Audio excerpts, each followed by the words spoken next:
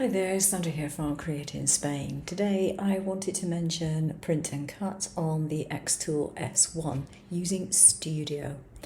Now I've done print and cut before now on my S1, but it's taken things like jigs in order to do it, and I wanted to see if Studio was going to be any easier in that regard, whether it's going to be more accurate. Now, when I did load up Studio, I was instructed to do a firmware update as well. So maybe that has something to do with it, I don't know. But I have found an accurate way of doing print and cut. I have tried numerous methods of doing it over the last day, but this is the one that works for me. Marking does not work. Marking does not give me the accuracy that I need. For some strange reason, it just doesn't do it. It's a few millimeters off in one direction or two directions, which for print and cut is disastrous.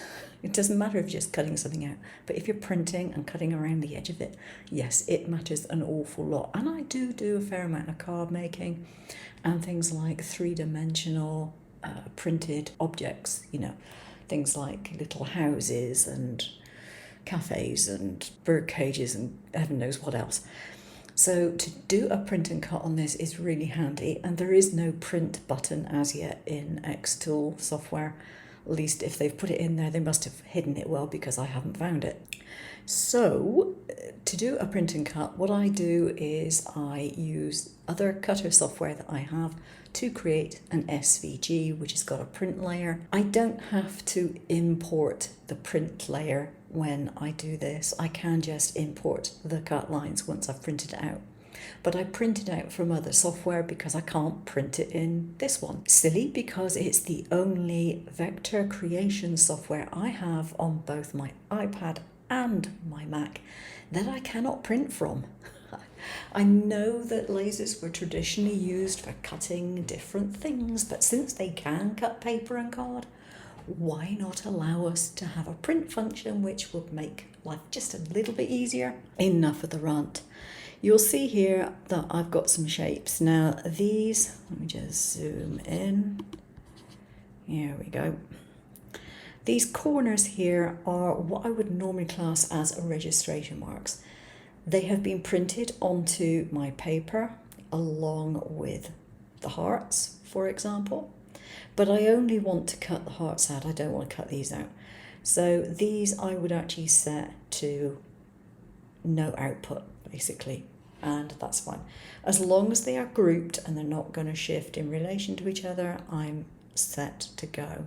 So what I do is I print it off, I put it onto my laser cutter. Now the other thing that I do with this is I check the sizing. I know what the external dimensions of this bounding box should be, and they should be 200 by 285. Well, depending which side you're looking at, 285 by 200. I know this because I created it in vector software, and that's the size I wanted it. So that is the size it's being printed off. So when you import something, it doesn't make any difference really what size it imports it as long as you know what size it needs to be and you can make it that size.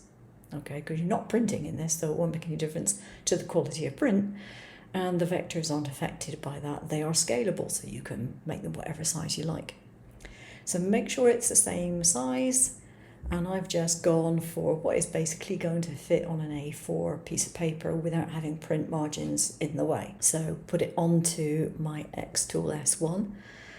And this is where it gets more interesting. If I open up this one instead, pretend this red line here is the laser. Now you would think that what you would be doing is making sure that these registration marks were, or certainly the left one I should say, would be lined up to the very center of that cross. This is not the case for me. It may be different from one machine to another, I don't know.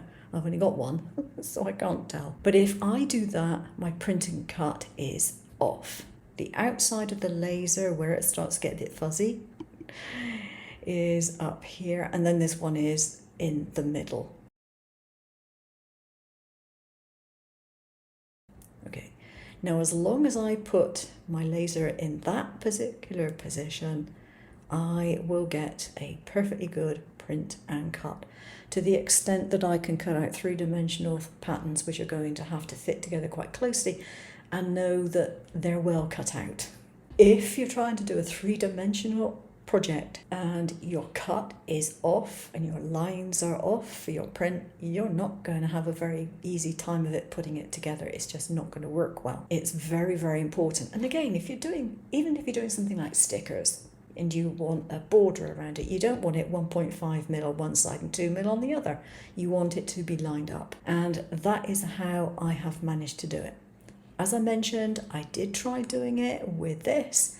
No, it did not work. It wasn't accurate enough, but doing this, yeah, that worked out just fine for me. So there we go, that's how I do it. Sometimes you'll need that accuracy, sometimes you won't, but it's always very useful to have it. Okay, that's it from me today, and I will see you again soon. Take care now.